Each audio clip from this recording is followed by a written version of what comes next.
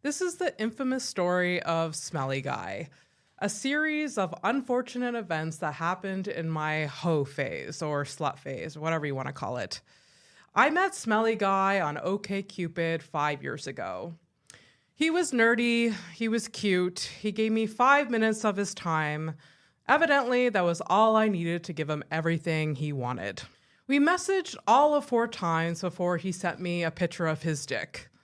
A move I used to be way too familiar with and accepting of. You could send it, I will not block you, I will sext you, and wonder why I had such a hard time finding a committed and serious relationship. What struck me about this dick pic was that it was spectacular.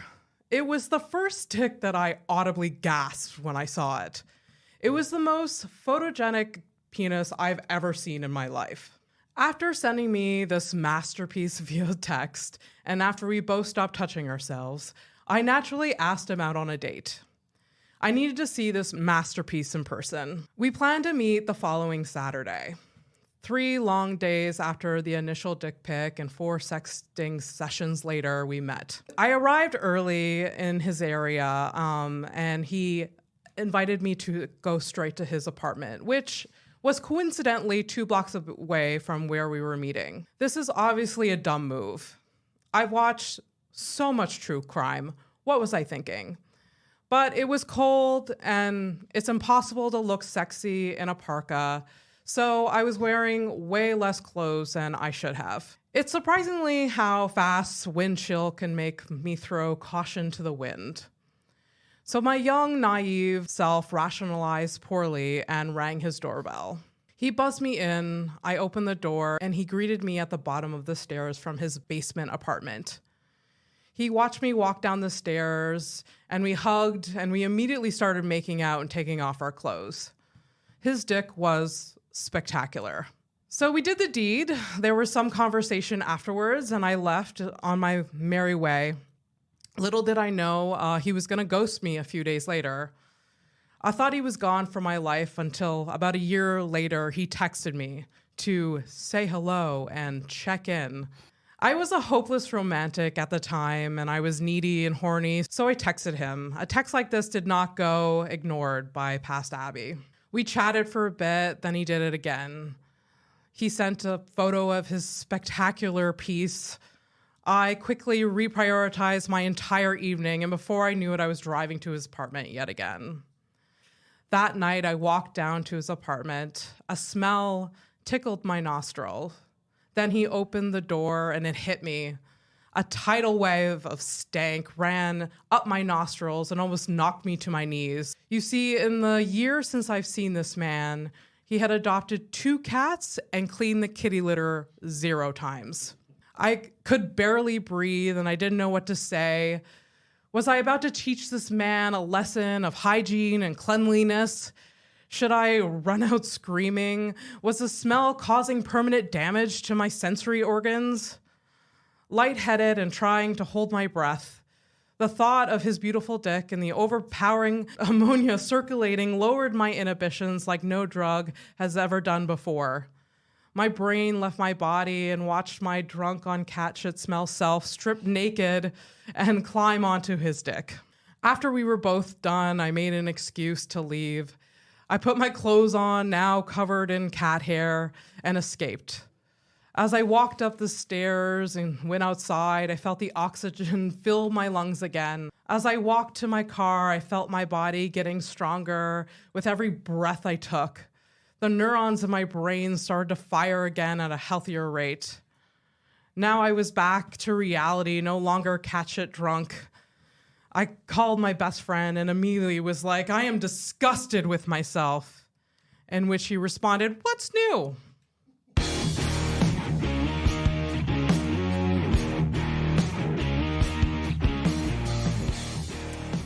Welcome to House of Stone, the podcast where everyone has a story and we get in the nitty-gritty of it all. Today's guest, we have Lucy Gervais. Hello, how are you, Abby? I am wonderful. How are you? I'm really good, thank you. I have a little bit of an intro for you, just so people know who you are. They already know who I am. They already know? Okay. Hello. I mean, they don't need an intro. But if you insist on introducing me. I mean, I feel like I want to bring all of your accomplishments up because there's so many of them. The list is long and impressive. You've been on Montreal Sketchfest, Fringe Festivals, ZooFest, Off JFL, and you did a Just for Laughs recording this summer, and the list goes on. Your one-person show, Lucy Gervais Has a Guardian Angel, was nominated for Outstanding Comedy in English, sponsored by the Just for Laughs Festival, or Just for Laughs, this past summer at Fringe. And if you want to listen to Lucy, listeners, they have an album recorded. You can find it on Spotify, Apple, and Amazon Music, and it's called Negative Spaces. So listen and download. That's a typo. It's negative space. Space. Do you know how many times I edited that bio? Oh, really? Like 50 times. Yes. And then I'm like, I got it. I finally, no typos, no errors. And then I submit it to all the things. And then And then I was like, negative spaces. I was like, that little S makes a difference. It does. I know. Just one space. I mean, I'm terrible at editing my own stuff, so I usually get Fernando to do it because he'll catch my stupidness. You gotta get a second eye on. You gotta get You need an editor for everything. Well, how did you come up with that title, Negative Space?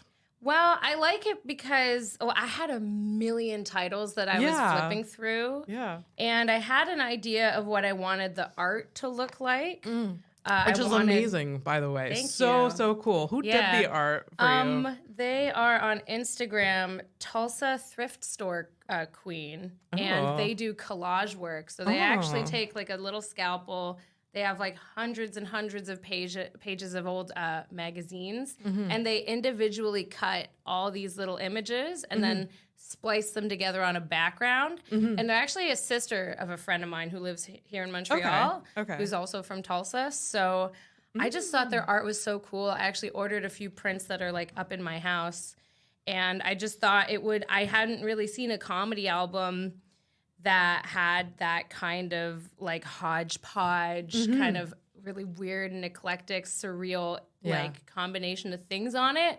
So I thought it'd be cool to I wanted it in space. I was like inspired by the Sledgehammer music video by Peter Gabriel. It's all in claymation. It's sick. You should honestly watch it. It's like a visual like smorgasbord of like craziness. And so there's like a still of like his claymation head in space. So I thought, well, that would be kind of cool.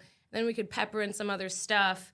And then like it was already being in space. So I was like, all right, so maybe that should have something to do with like the title. And then I guess like the term negative space is like an art term that is like thrown around. It means like the absence of like detail or drawing or just emptiness. And it also relates to like comedy being like complaining for the most part, a bit of negativity. And most of my comedy is just complaining about. I think we all. Just the day-to-day like frustrating bullshit of life. You know. I mean, that's what most of us get a lot of our material about. So it makes a lot of sense. And like places that comedy happens are called rooms, which is a space. So I felt like it tied together, you know. It's like the room itself. It's so many layers to it. I love it. In outer space, I was like, oh, okay, this is like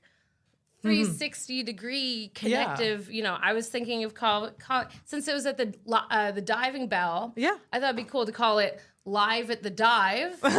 I thought that would be cute. Or also there's a joke about it that's about a joke in it about potato salad. So I was like, maybe the potato salad EP, and it could be me eating like a bowl of potato salad. I thought that would all be kind of fun, but once I got negative space, I was like, yeah, that's it. I think that's like the one I like the most for it's sure. It's a beautiful, beautiful cover, and I love the title. I can't even imagine trying to decide all of that. I would kill myself trying to. It's like ever since I was a kid, seeing like 90s rock band cover art, you know, like just being like, oh, it'd be so cool to like come up with that. Yeah, absolutely. Know? I feel like, I mean, I might be generalizing, but a lot of comedy albums that I see, there's very little thought in the cover. Like, it's like the silhouette of a guy on a microphone, and like it's like, and the weird, like that's the like the general theme. So I like when I see something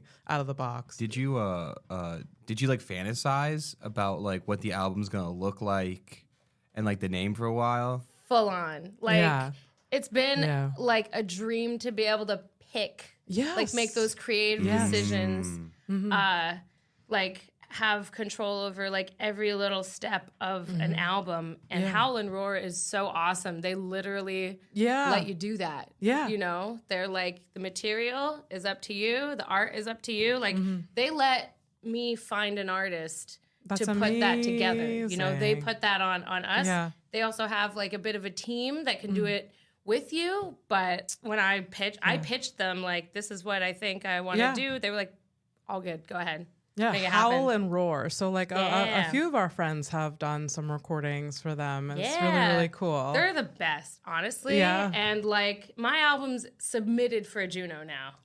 Are you serious? They did it for us. Oh my God. They literally did it for us. That is so cool. They're the best. Alice and Dora is the coolest rock and roll. Like if you win, like if you're nominated. If I'm nominated. Yeah, if you're nominated. I will faint my mind. for you. I know. Do you get to go to the Junos if you're nominated? I feel like hopefully. Right? Like I would go. Even if it was the kind of thing where they had like a travel budget and it cost me like a little bit more than what they gave me, I would still go. But it's so close. Like it's in Toronto. Like, oh, really? Yeah. Yeah, most of the time it's in, but I feel like they've done the show in other cities. Yeah? Yeah. Okay. I could be so wrong about that. I don't should have done our research. Really. If it's in any other place besides Toronto, it's too expensive to go. Yeah, it's in Vancouver. Like, sorry. Well, I wanted you on this episode because look at the face. Because you're so. One, I've wanted to say the story on my podcast for a while. It's a story that I've said before. I've said it on stage, and I think it's funny, and it's 100% true. And I wanted you on because you're very open and honest about your sexcapades or your like sex in general, and it's so fun and interesting to talk to you about that. I do talk about finger fucking on stage. Yes. Not everybody does that. Not everyone does that. Not everyone wants to put the mental image in their audience's brain. Yeah. But here I go. You also have a newer joke about your partner and you fucking and how you needed to take the plan B after or something like that. Oh, okay. Yeah, I mean, we don't have to say, but anyways, you do talk about sex. Well, that's like a joke. It's about his allergies. Well, as opposed to like more of a storytelling joke, like this one is completely, it's like this much fact and then a ton of embellishment. Because he's allergic to like a million different foods. So the joke is like, basically, he's allergic to pea protein. And so every time I squirt, he almost dies. And that some people need plan B after sex. We need an EpiPen. Yeah. That's a great joke. I think it's funny. That's a really great joke. Because I feel like it takes a second for me to be like, pea protein. Oh, because squirt is piss. Allegedly. Yeah. Sure smells like it sometimes. Yeah. I think they proved it was. It's whatever's in there. Yeah. Get it out. Clean. It's spring cleaning. So, Lord. when was, you had a slut phase? Have you had a slut phase? On and off for most of my life. When was your first slut phase? Is it horror phase, slut phase? What's the most like? It doesn't matter. Well, I don't know. I wouldn't say it's per se like a phase. The fuck are you laughing at over there, Fernando? You wish you had a slut face, bitch. No, okay. I'm sure you have. You're very cute. Okay. Like even when I was kind of like hitting puberty and like in high school and stuff, like I would kind of like see people around here and there and be like, ooh, they're cute, and we would kind of like hook up. So trauma. Traumatizing. But like the first guy I ever made out with, I was bad at it, like okay, yeah. But I figured it out. I got better at that as time went on. So like, yeah, I kind of started in my teens and stuff, and then I had like my first like actual boyfriend in high school. And then that was when, like, I guess I wouldn't consider that like the slut era, because I was like in a monogamous relationship. But then like, yeah, I don't know, because I've gone like, if I'm not in a relationship, then I'm usually like kind of have my wandering eye, like that person's cute, I want to talk to them, see where that goes. And I've also like, I've been monogamous, I've been polyamorous, so I've even had like somewhat slutty phases like within relationships, which is really cool, honestly. Like I'm happy I had that time in my life. I mean, you've been very open about being polyamorous. And when did you really come to terms with like you wanted to have that type of relationship? Well, I guess because I'm bi. Yeah. So and this is not on purpose, but I usually date dudes. Like they're just there, you know? They're just there. We say yes often. We say, yeah. There you go. So I've been in a couple of like relationships with men where I've been like, well, I want to kind of act on like exploring my side with people who aren't men. Yeah. And I realized that when I was in my like high school relationship, I think like I was at a party and I was drunk. There was another girl who was drunk, and we kind of ended up making out. And then when I told him, he got really upset, and I was like, oh, man, okay, like, this is not for me then, because, like, I don't want to feel that bad about doing something like this. So something I sought out in my other relationships was that kind of openness. Yeah. And I know that some people find it kind of problematic when you're in a hetero-ish relationship. Okay. That's like a dude and whatever the fuck I am, and like you're like, oh, it's not cheating if it's girls. Like some people think that's kind of like problematic and objectifying, but I think it's more so in my case was just like, well, I have like the type of like I don't need more dudes. Yeah, I got one. You don't need to load up on more dudes. Yeah, exactly. But like, I would like to be able to go on dates with girls. I would like to be able to keep my options open in that regard, because that's not something that I have kind of locked down. So that's worked in a couple of relationships that I've had. Okay. So I feel like I've had that chance to explore that. But even then, that wasn't necessarily always polyamorous. No.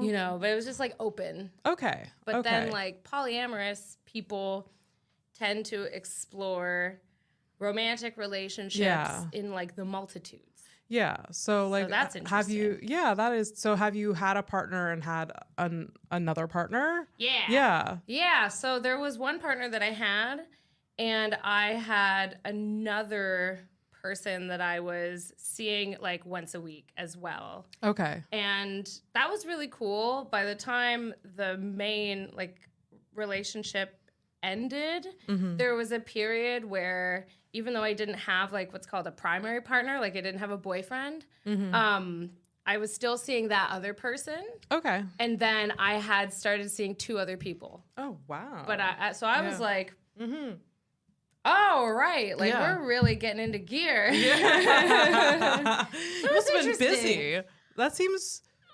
I mean, am I busy? What do I do? I'm not doing anything. I got time. But it was cool. I got to go on some cool dates. And that's kind of at this point, I don't want to say it's like behind me now, but it's definitely like I found my current partner and our relationship is a lot more kind of like blissfully domestic. And I feel like because I've had my experience with like seeing what I like and experimenting and having fun and not taking things too seriously, like this is very like comfortable and sweet, and I don't really see the need for like adding more, you know? So I'm happy to like have just gotten to try all these things. There's so much like weird pressure and like hostility towards trying out what works for you. Yeah. Do you feel that? There shouldn't be at all. Not at all, because like not everyone knows what they want right away. Yeah. Not everyone's born. And even when you're, I think not enough people give it that thought. They're like, oh, this is where I'm supposed to do this, so I'll settle with this. It's just like, no, like my parents want me to get married. So I guess I'll just get married and never do anything else. And it's it should be explored, questioned. Like my relationship right now is very monogamous, but I have like during this process been like, is this what I want or should be? Like, should I be exploring? When I was more single, I always thought like maybe that would be a possibility, because, you know, I can't really, I think it's putting a lot of pressure on a person. Like, okay, I'm monogamous. You're going to all my needs will be filled with this one person. Yeah. And I think you should like think about it or explore. And I'm really happy that, I mean, your relationship, you feel like, it is good. I do. It really was a bit of a 180, because when I first started dating him, I did have like more people in my life, but then it just wasn't making sense like for the relationship, and also my needs changed. Like my needs, I just adapted to what I was feeling and what I wanted, and listened to myself, and then I wound up where I am right now. And I think that that's what everyone kind of needs to do. They definitely need to do that. And again, not enough people Your needs are allowed to change, right? Yeah, exactly. Like you could be with this partner a few years from now and be like, oh, well, I need something more. This needs to change. Or and like we're in a new place and there's a lot of different stuff to try. You know, that conversation can happen. It should happen. Not out of the realm for of possibility. And I think that's where people like get stuck and unhappy, and like they feel, I don't know, they don't want to, they're worried about having it. When you start that conversation from the beginning and having that open, honest discussion, then I feel like you end up in a healthier place for sure. Yeah, but some people don't want to hear it. Sometimes that relationship could really end shit. Yeah. Or that conversation could end the relationship. Oh, you know? yeah, for sure. That is the case with some things. So I understand why people are a little intimidated, you know, but then that says something about the relationship as it stands, right? Yeah. If a conversation can end it. Yeah, then, they're not for you. Relationships are real tricky. They're very, very tricky. Yes, Zach? I have a question for Lucy. Okay. Me? So when you were like dating 3 people at the same time, seeing them, how did you like manage your time? I love that. Because I have one partner right now, and I've technically been in a polyamorous relationship for a month, but like it was basically the transition period between partners. So I never really had never been in a polyamorous relationship truly. So how do you manage your time? Like, is there like with the primary partner? Oh no, I know like for sure like they're like. If I they're like my go-to, but like I let these people reach out to me. Like how do you categorize it? A lot of people highly recommend a Google Calendar. Turns out an agenda. Yeah, will write help. That shit down. Take appointments for real. I think for the most part, it's just like prioritizing the people in your life realistically. So if you have a primary and then you have a few secondary people. Your primary is probably the person you're going to see several times a week. And then the other secondary people, some of them are going to have partners of their own. Some of them aren't. You know, the people who are single or like, I don't know, is there a single? I don't know why I was like, what's the polyamorous term? I'm like, single's fine. They're unattached. Unattached shade. Yeah, untethered. Oh my God. So I feel like if you're if you're seeing someone who's single and you have a partner, you're gonna see that person more often than you are a person who's poly who also has a partner, because then you're both prioritizing a whole like person. Yeah, you know, like whereas if you're dating someone who's just like hanging out and not really like committed to another human being, you're probably gonna see them more often, and then like it's just about, you know, it's about communicating too. Like if your primary partner doesn't feel like you're spending enough time with them, and like there's this open dialogue, I think, with everyone, right? From what I gather. Yeah, I think the one thing that's really cool about polyamory is that if you're not getting something from a relationship, it's not the end of the relationship. You can get that from someone else, and as long as everyone's kind of cool with that and is in some capacity like aware of that, I don't think it would be cute to sit down with someone and be like, this is what I'm getting from you, because I'm not getting it from the other person. This is what I'm not getting from you, and I'm getting it from them. I'm like, that sounds crazy. Sounds like a business thing. Like a horrible, like a pyramid scheme business. Yeah, I'm gonna recruit more people in my polyamorous relationship, and they're gonna recruit 2 more people. Oh, that's so Imagine, funny. oh man. But yeah, I think finding a nice way to establish that, like, hey, this person is super outdoorsy, and my partner at home fucking hates the outdoors, and I'm gonna instead of making that one person do all this outdoorsy shit, you could have like a partner that you just have that with, and whatever other nice things you see in them. You know, I think that is the thing that I find the most. It's really interesting and cool. I like that a lot. Yeah, that is cool. So you and I, similarly, I'm not. We're both blonde. we started dating our partners around the same time. I would say about a year ago or so. Yeah. How did you meet your partner? Met them through at a friend's birthday party. Oh my gosh. Ooh, I know, right? classic. That's a good like having a mutual. Oh my gosh. Yeah. Yes. Yeah. And it was kind of I had just gotten out of a relationship. And I really did swear off like a committed relationship, because I was like, I can't go through another breakup ever again. But like, of course, it's easy to say that when you just was it a hard breakup? Like, yeah, it was pretty rough, honestly. Like, I gotta get better at this shit. I have a tendency to go like, we're broken up, but let's spend time together. But like, we're broken up, but like, ooh, I need a ride somewhere. Like,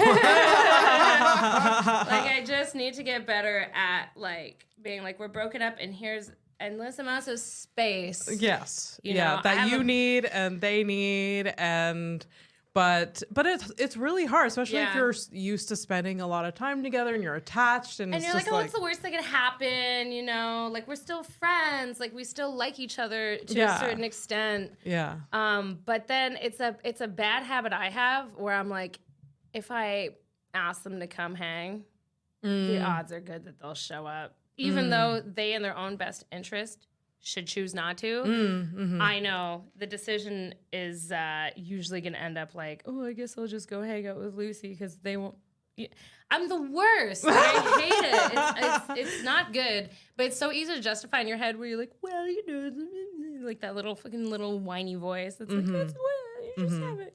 You know, it's like it's ideal. It's nice when you can be friends with an ex because you have built sort of a friendship. Like, there's something there, but they know too much. They know a lot, and like, but at the same time, it really is tricky. They know too much. You gotta keep the enemies close. Yeah. That's a good point. Yeah, so they know a lot. So like, it's like, it would be nice, like, you could see like this fantasy of a friendship. Yeah. You can kind of see it, but it's really, really, really hard to get there. And what you don't realize is like, you need time to heal, and you need space, and you need to take baby steps. Yeah, you really do. Right, and Fernando? it's so easy. Pay attention, Fernando. Yeah, Fernando and Okay, great. Fernando and I used to date, and we went through that like whole thing. Escándalo. Yes, we went, but this was like 6 years ago now. So we dated for a bit. not like a lot. And now he just like lives at your house. He did not live in my house. No. That would have been hard to like. But he does now. He does live at my house. Do people on the podcast not he know says that? unfortunately. Great rent, but roommates. Yeah.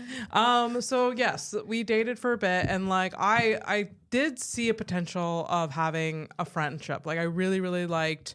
Like we got along very well, and it's just like the romantic side was just not there from the beginning, but we kind of like we're like, oh, maybe we could make this work. And then so we started like I think it was baby steps. Like we started spending time together, and like it was hard, but eventually we got to the point where like, okay, we could be friends. We could be pals. Yeah, and That's I good. did a lot of therapy too, talking about him being like did you pay for the therapy? She gets free graphic design. yeah, so he's paid.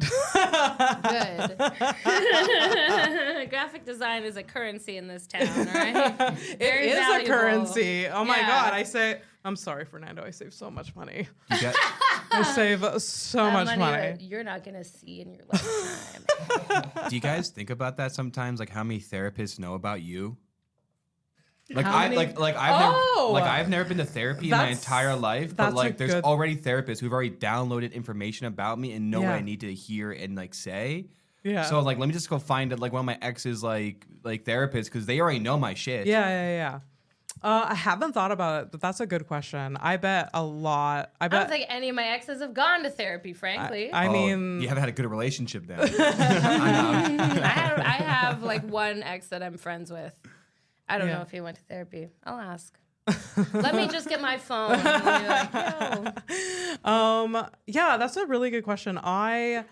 I know that like my family members therapists have heard my name probably. Your family members Family have. goes to therapy. My family members therapists. Yes. Wow. Like my sister's therapist for sure. That's insane. Why is that insane? Like I'm part of their lives. Like No. like I talk to my therapist about like positive things as well as negative things. So, but I'm sure my sister's therapists have heard negative things about me. Wow. Like, I love how Abby's shocked you. too nice and too beautiful. Too nice. I hate Abby's her. such an asshole. Yeah. Is there anything that you regret about your dating life, like being single? Yes. Yeah, for sure. Yeah. Just did like, well, okay. I would have quit dating apps way sooner. Oh, same. Like, same. I really wish I literally never bothered because I can't think of like that many connections that I look back on with that much, like, I don't know, good feelings. It wasn't quality. No. And I was just like, I really wish that in those times of boredom, I didn't just like try to Google free dick, you know? Like, I just wish I hung out with my friends instead. It's true. And I find that once Google free I dick. had like an epiphany during a hookup that I just was like doing but not enjoying. And I was like, this is what I'm doing with my time? Like, what? And then after that, I felt bad because I super ghosted the guy. He must have no idea. But luckily, he's a fan of the podcast, so now he gets an update. But I wish that I, instead of ever using, like, dating apps to meet people, I just went to cool stuff and like had an eye on the room and would just like politely speak to people I thought were interesting and like see if I could get a decent conversation going enough to like get their number. That's what I wish I'd done my whole life because it works very well. It does work for It works sure. so well. Knowing people before you like just like talking to someone platonically, like just like in a very neutral environment, and like it builds, I don't know, so much better. It makes you seem like a So human much being, better. right? Yeah. It makes you feel like almost normal. I feel really old because Yeah. like, Yeah. This is it's delete the apps. They're Just all shit. Okay, I mean- Hinge has, I think, the hottest people on them. really Montreal, just look outside. Oh, it's true. Okay, when I moved to this city, I swear to God, in Toronto, I always felt like a fucking 6.5. Because people Why? are so like, I don't know, because people are really, really obsessed with like clout and what they think they should like. So like everyone's like, you've got to have like the perfect physique and you have to have the coolest clothes and you have to have the this and the that. And so like on the sidewalk, it's like you don't exist. I feel like in a lot of ways, unless you are that like Instagram perfect looking girl. And then it's like, oh my God, like not that I'm like, oh, everyone treats that person so well. I don't know what it's like to be that person. Yeah. But like I felt super invisible and I thought it was like whatever.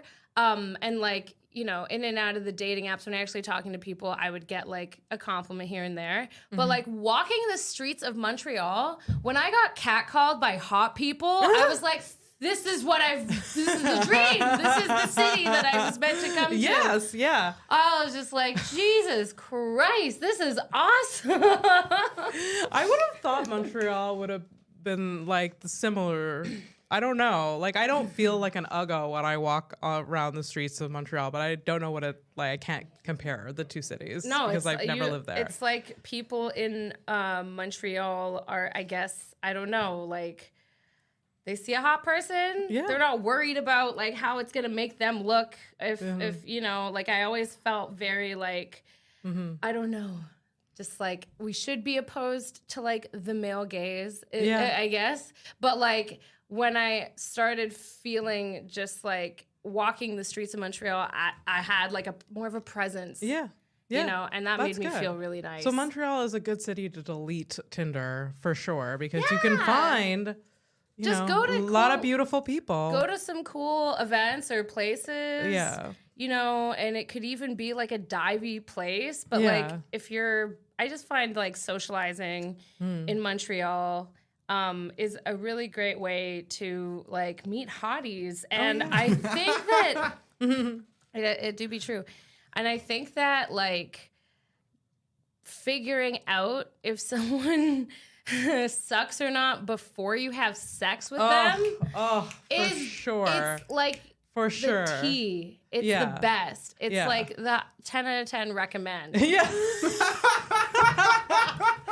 Really though. Making sure they don't suck because when you meet them on Tinder, I mean, I used to love like when I was in my hoe phase, like I used to love just like there was at one point I knew I was just doing it for the dick. I knew it was like I knew this person's garbage. I don't care. I'm just doing like it was just like my mindset. I think that's the only reason you use those apps at this point. It's just like don't go in with like any expectation or like want a relation. No, this is not what it's for. Like quality, go out meet someone like organically. I think for sure. Yeah, exactly. And like I have a bad habit of like thinking I just want physical attention. Yeah. But like that's the person I'm trying to be, you know? Yeah. I'm like, I'm just gonna fucking go out and I'm gonna fucking I'm just gonna fucking find hot guys in the app and I'm not gonna care and I'm just gonna go one day to the next, like, you know, live in the moment. And then I just get like I'm like, oh, I'm never gonna talk to that person again. And I'm like, what the fuck?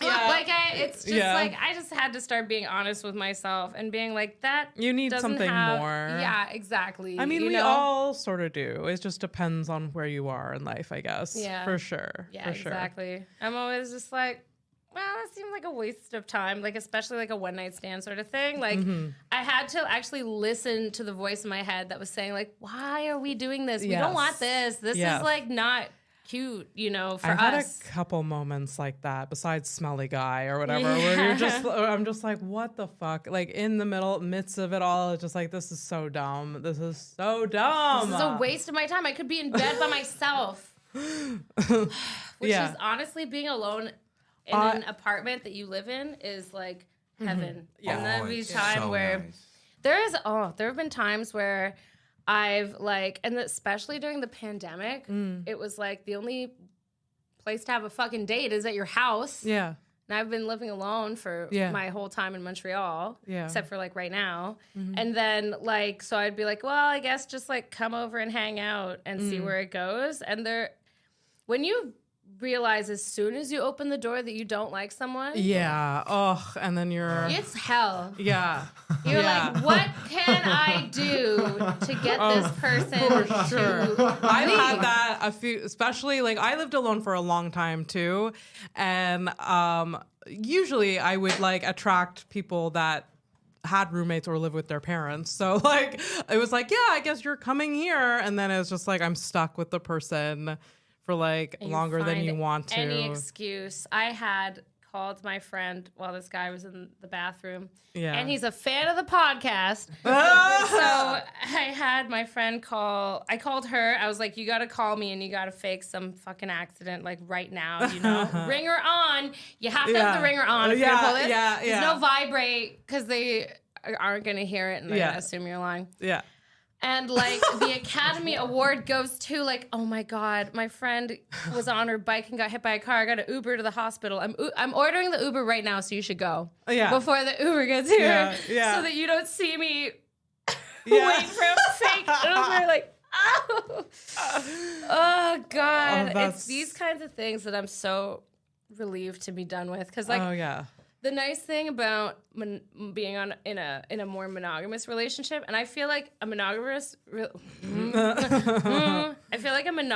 relationship is a good place to be in if you feel like your partner actually just meets your needs. Yeah, you're just like they got it all. They got it all figured out. This is awesome. You're content. You're happy. Yeah. I don't think I want to date ever again for the rest of my life. No. Like, oh my God, it's just like I've said that. Or I would be really strict. Yeah. You know? Like really just like not having it with most of these. Yeah. I've said that people. In the past like year or so since like dating my boyfriend, that is like if this ends, I will never date again. Oh my God. Yeah. I will never let anything get this serious. I think it would be hard. I'll say something nice. I think it would be so hard for me to find someone as good as my partner right now. Like it would be nearly impossible. Yeah. You know, like so it would be, I'd be like, yeah, good luck. Yeah. I mean, the bar is higher now, which is good. It's good. You like you learn and you grow and like you're just like, this is the standard now. Yeah, exactly. Where like the standard was bad before for me. Was terrible. Yeah. The bar was on the ground. Don't trip on it. Yeah, exactly. Yeah, I feel you. And I'm like, I don't know why it was ever down there. I think it was because you and I are like pretty much the same age. And I'm way older than you. Not by that much. Yeah. Like we're definitely like millennial. Yes, like we went to high school in like the same culture. Yes. So this culture was very much like, I feel like in a weird space of like, party, have all this crazy sex, life is awesome. Yeah. But then there was also like, I don't know, it was just a weird time, right? Mm-hmm. And like, it wasn't necessarily about find what works for you. It was just experience things like to the whether fullest. You want to or not, you know. And it took a long time for me to realize that was not what I really wanted, you know. And like I think that if I were to be single again, I would probably also be like doing the similar thing that I was doing before, where I was like dating but not seriously and just like only dating people whose company I really enjoyed and they had something unique to offer, you know, money, and then like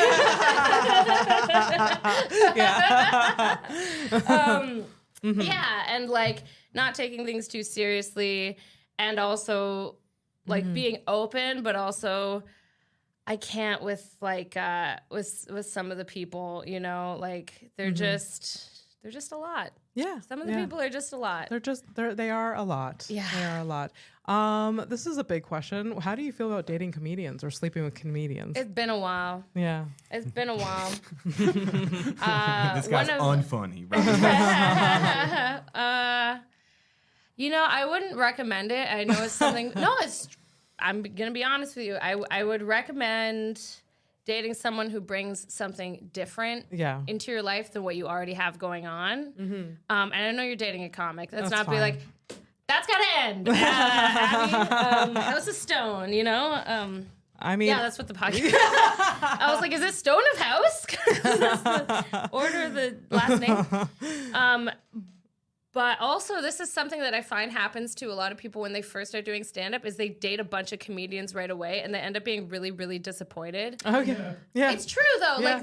And it's because you're so surrounded by a lot of people kind of in your age range, people who like. It's like a very fancy, shiny world, you know, at first. Yeah. And for especially like women and femmes in comedy, you got a bunch of dudes being super nice to you right away. And you're like, wow, I'm special. It's like they know that you just aren't, you don't hate them yet. Yeah. Like it really is that, you know? That's so funny. It's true. And I think that that's why, because I started comedy in Toronto, I had the exact same thing. I was like, boys are nice. And then it's like, not for long. And then like when I moved to Montreal, I had gotten that out of the way. So I was just entering these environments with a very like, personable attitude, like just trying to be nice and like meet as many people as possible and like integrate myself. And I was like, you can try to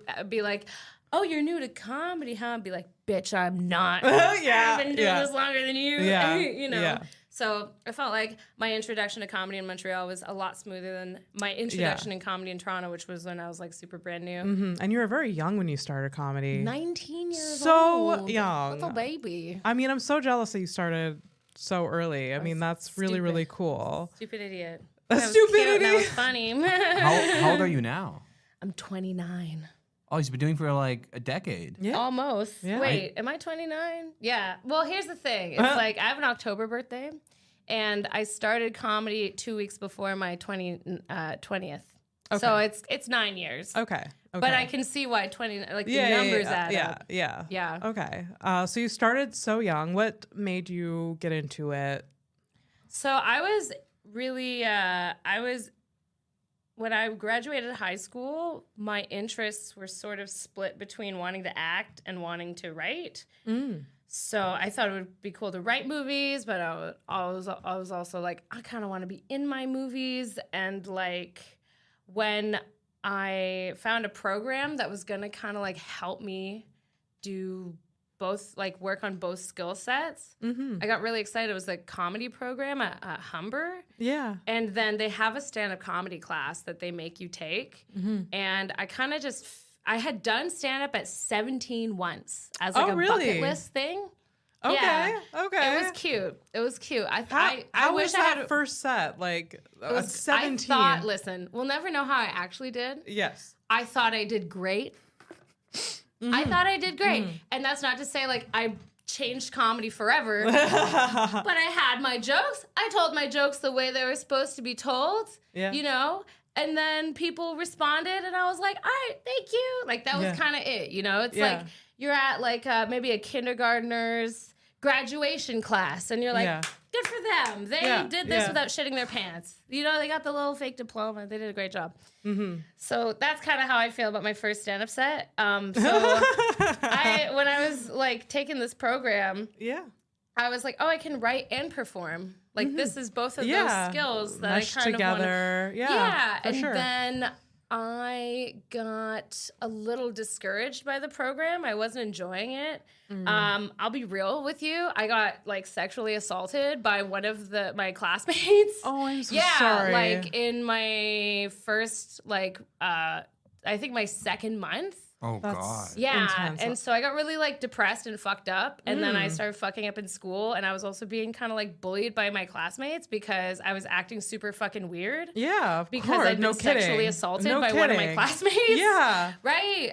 So I ended up dropping out, but I stuck with stand up. And then like things after that were kind of rough because I was in bars all the time. I had like a shitty part-time job at Smokes Poutine. So I had money and I was living with my dad. So I was spending a lot of my money on like booze and just like getting way too drunk at shows and like acting out because I was kind of like going through it, you know? So like, yeah, I think my comedy start was a little bumpy. Yeah. But I'm happy with where things are going. You know? It took some time to really figure out what the fuck was going on with me at that time. But now that I of course, you were so young, and like I mean, anyone going through that experience is very confusing and fucking hard. So yeah, right. Yeah, so it's so confusing. And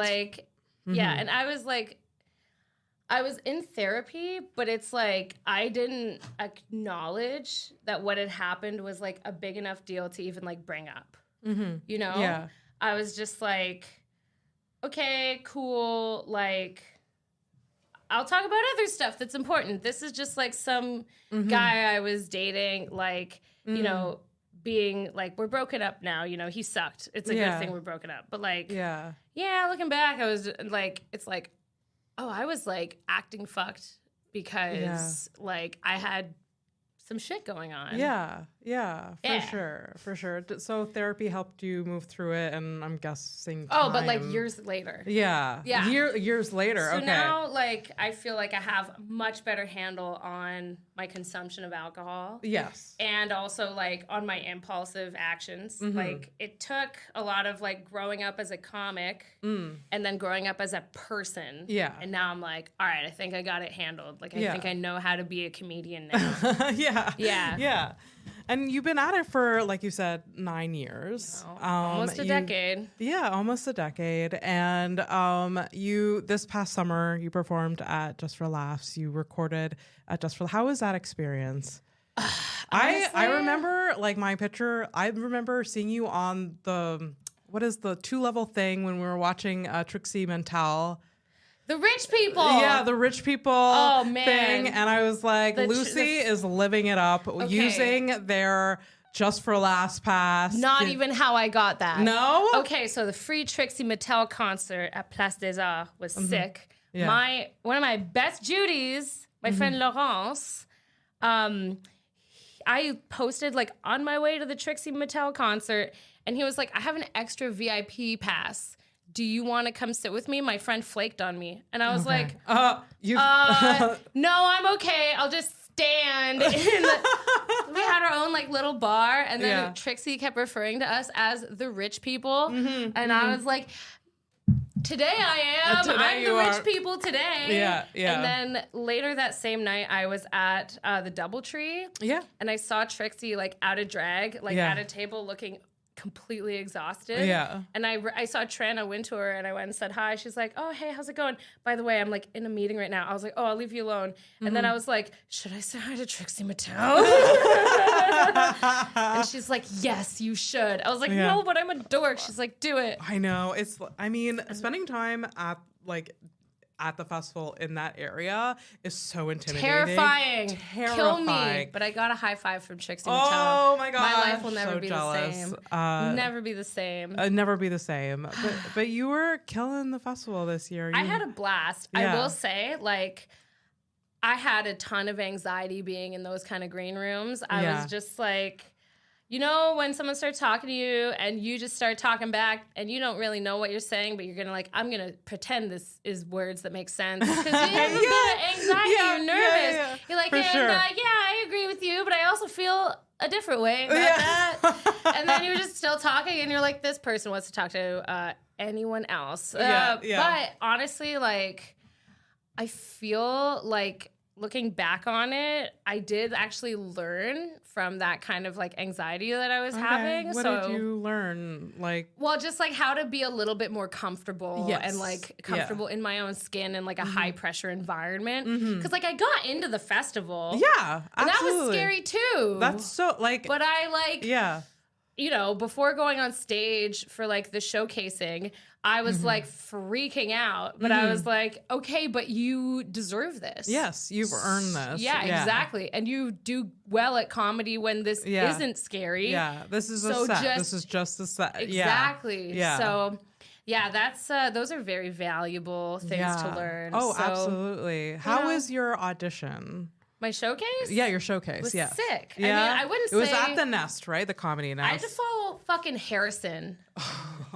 I know, right? I was like, God damn it. All right, fine. Just speak more than 5 words a minute. And Yeah. You got them. I was like, no one's going to confuse us for each other. That's for sure. Yeah. But I was like, okay, like Harrison's going to be Harrison. And I got to just be completely different. Like, I just got to... I mean, you're Lucy Gervais. You are different than Harrison. Thank you. Yeah. I think so, too. Yeah. But, like, I have a much bigger energy, you know? I, like, move around a lot. I, like... I've gotten to this habit doing stand-up, and I really like it, where I do my punchlines, like, on a fucking 90-degree angle. I just, like... Like, it's just... I don't know. I'm like, I think this is hilarious. Like, yeah, it just is to fun. punch it by just, like, bringing my whole body, like, contortionizing. But yeah, so it was a lot of fun. I feel like my introductory jokes didn't quite grab them, but I was like, you got funny fucking jokes in this set. Yeah. Just get to them and hit them hard. And then I think by the time I closed, I closed pretty strong. Oh, amazing. So, I Amazing. mean, big thing about doing stand-up, when you're on the stage, adapting what you have decided to do for your material to what is happening in front of you is a skill, like thinking on your feet. For sure. So if your first couple jokes don't go over as strongly as you hope, being able to be like, well, guess what? The next ones will, or even better, or different, or something. Yeah, you know, for sure.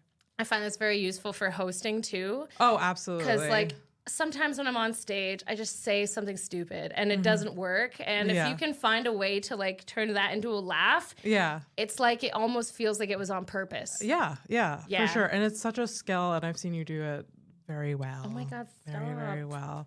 I'm So blushing. yeah, well, congratulations on all your success in the past. Thank I you. mean, 10 years or whatever, almost a Whatever. decade. Yeah. Feels like 30, but hey.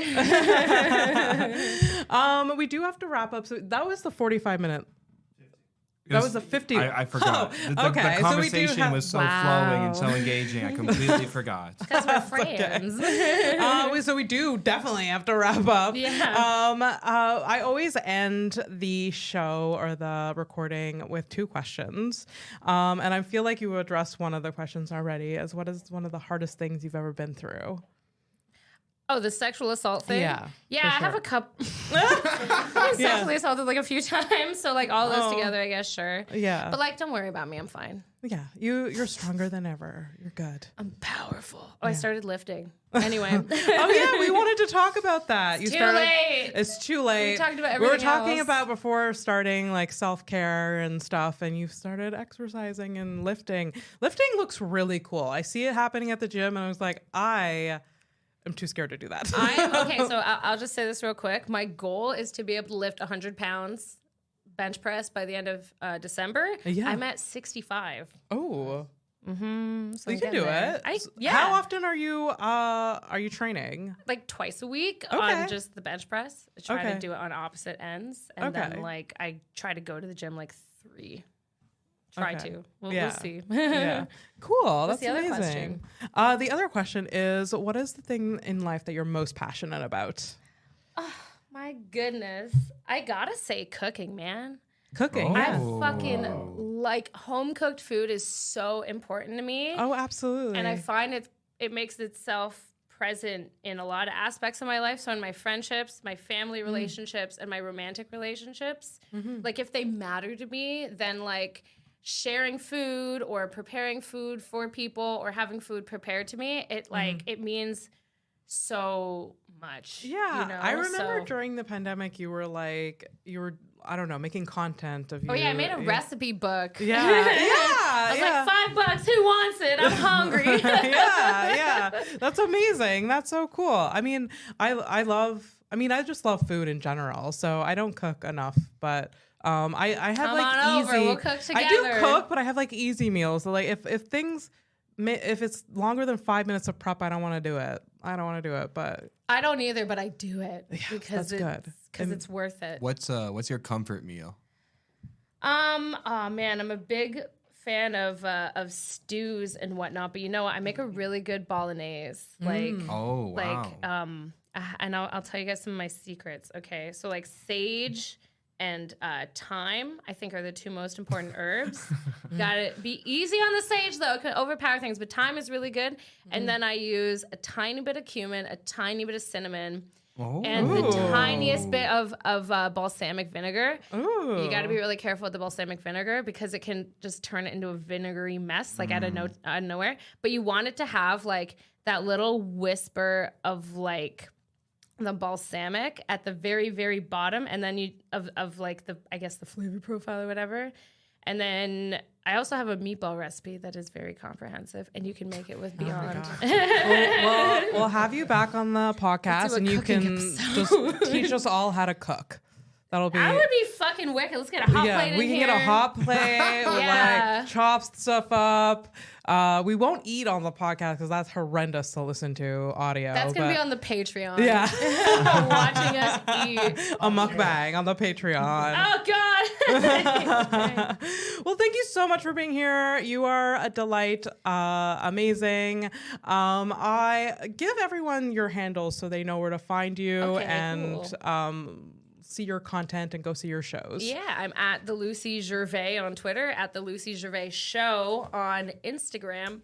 Please don't look for me on Facebook. I hate Facebook. I want to burn it to the ground. Yeah. And listen to my album, Negative Space. Yeah. Allegedly very good. Yeah. Thank you so much. I want to thank the funders, the sponsors, Pentel Studio, Zach Kick, as always, Fernando. The listeners, please follow, download, subscribe, all of that jazz. You can find us on houseofstonepodcast.com for all of the links. And yeah, this was a great episode. Thank you again. Thank you for having me. No problem.